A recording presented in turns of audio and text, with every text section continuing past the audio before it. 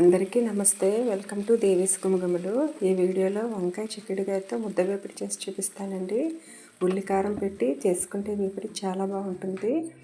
దానికి ముందుగా ఇలా ఫ్రెష్గా ఉన్న వంకాయలు చిక్కుడుకాయలు తీసుకొని చిక్కుడుకాయలకు ఉన్న పీచును ఇలా వీడియోలో చూపిస్తున్న విధంగా తీసేసి చిక్కుడుకాయలని శుభ్రంగా కడిగి పక్కన పెట్టుకోవాలి.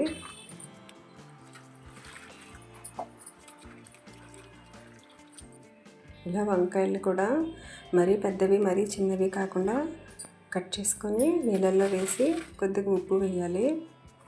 ఇలా ఉప్పు వేయడం వల్ల వంకాయలు రంగు మారకుండా ఉంటాయండి. ఇప్పుడు స్టవ్ పై ఒక గిన్నె పెట్టి వాటర్ పోసి వాటర్ వేడెక్కిన తర్వాత ఈ చిక్కుడుకాయ ముక్కలు వేసి ఒక పొంగు రానివ్వాలి. ఇప్పుడు వంకాయలను కూడా వేసి కొద్దిగా పసుపు కొంచెం ఉప్పు వేసి ఉడకనివ్వాలి.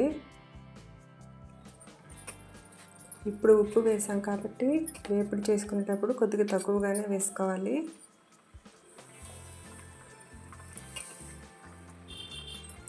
ఇలా వంకాయ ఉడికిన తర్వాత నీటిని సపరేట్ చేయాలి. ఇలా స్ట్రెయిన్ చేసుకొని ముక్కల్ని పక్కన పెట్టుకొని ఇప్పుడు ఉల్లికారం చూద్దామండి. ఒక 4-5 పచ్చిమిర్చి, ఒక 4-5 వెల్లుల్లి రెబ్బలు, ఒక అంగుళం అంతా అల్లం ముక్కను వేసుకొని ముందుగా వీటిని మిక్సీ పట్టాలి.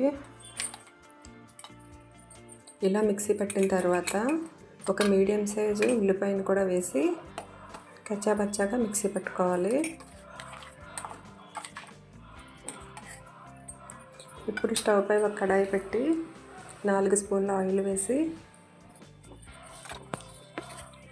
జీలకర్ర, ఆవాలు, మినపప్పు, శనగపప్పు వేసి వేయించుకోవాలి. ఇవి కొద్దిగా వేగిన తర్వాత 2 ఎండుమిరపకాయలు, కొద్దిగా కరివేపాకు కూడా వేసుకోవాలి.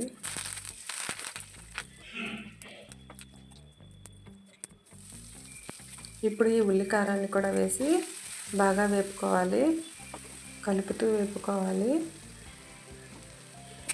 ఇప్పుడు పసుపు వేసి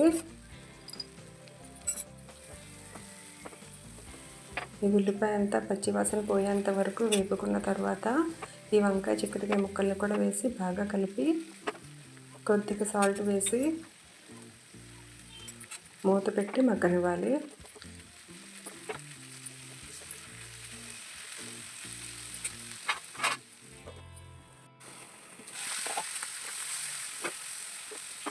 ఇలా మధ్యలో కలుపుతూ వేగనివ్వాలి.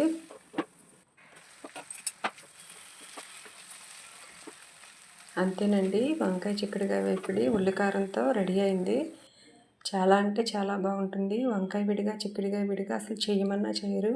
ఇలా ఒకసారి చేసుకుంటే ఈ వీడియో మీకు నచ్చినట్టయితే లైక్ చేసి షేర్ చేసి సబ్స్క్రైబ్ చేయండి. ఈ కర్రీ మీరు కూడా ట్రై చేసి మీకు ఎలా వచ్చిందో కామెంట్ చేయండి. Thank you for watching.